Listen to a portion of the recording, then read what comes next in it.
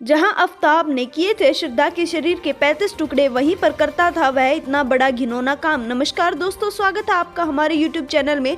अभी तक आपने आफ्ताब और श्रद्धा के बारे में तो सुन ही लिया होगा। ये दोनों एक कपल थे, काफी समय से लिव इन रिलेशनशिप में रहा करते थे।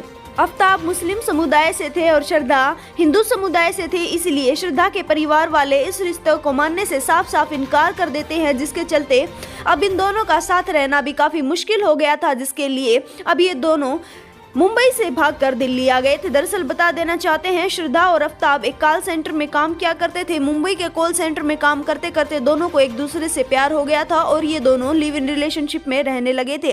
अब ये दिल्ली आते हैं और दिल्ली रहने लगते हैं।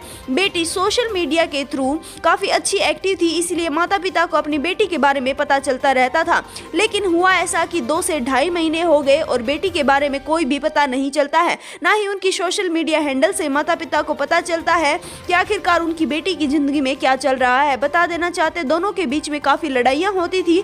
श्रद्धा आफ्ताब के ऊपर शादी के लिए दबाव बना रही थी, लेकिन आफ्ताब श्रद्धा से शादी नहीं करना चाहते थे। श्रद्धा से पहले भी उनकी जिंदगी में काफी लड़कियां आ चुकी हैं।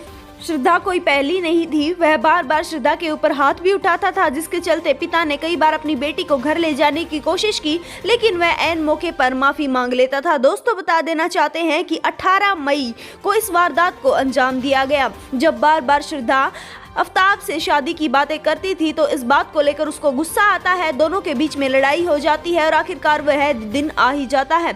18 मई की रात को दोनों के बीच में लड़ाई होती है और आफ्ताब उसकी गला दबाकर हत्या कर देता है।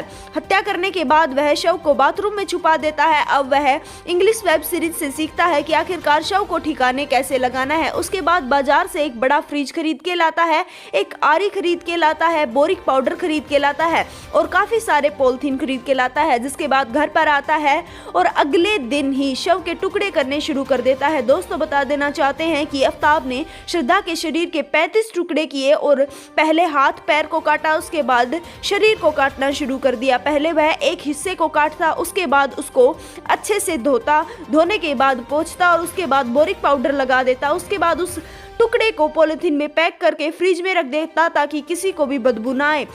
यह काम लगातार 3 दिन तक चलता रहा। 3 दिन तक आफ्ताब बॉडी को पैक करता रहा और टुकड़ों में फ्रिज में भरता रहा। जब उसकी बॉडी के सारे टुकड़े हो जाते हैं तो उसके बाद वह ऑनलाइन सीखता है कि खून को साफ कैसे किया जाता है। उसके बाद पूरे घर को साफ करता है, पूरे खून को साफ करता है। उसके बाद जब घर से बदबू आने लगती है तो वह हर टाइम पर अगरबत्ती लगाए रखता है। दोस्तों इस बात को लेकर माता पिता को शक होने लगा था कि आखिरकार बेटी कांटेक्ट में क्यों नहीं है। श्रद्धा के दोस्त भी अभी इस बारे में काफी आपत्ति जता रहे थे कि आखिरकार उनकी बेटी गई तो गई कहाँ, ना ही उसके बारे में कोई कांटेक्ट है, कहीं उसके प्रेमी ने तो उसके साथ कुछ गलत नहीं किया।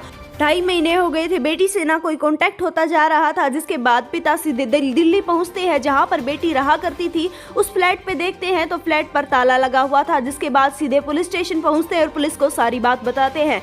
पुलिस भी छापेमारी कर आफ्ताब को गिरफ्तार कर लेती है। जिसके बाद आफ्ताब अपना सारा जुर्म कबूल लेता है और पुलिस को सारी बात बताता है कि कैसे उसने टुकड़े टुकड़े कर लाश को जंगल में फेंक दिया है। फिलहाल पुलिस लाश को बरामद करने की कोशिश कर रही है। इस वीडियो के लिए इतना ही। हम जल्दी मिलेंगे आपसे किसी नई जानकारी के साथ, तब तक आप हमारे साथ जुड़े रहिए।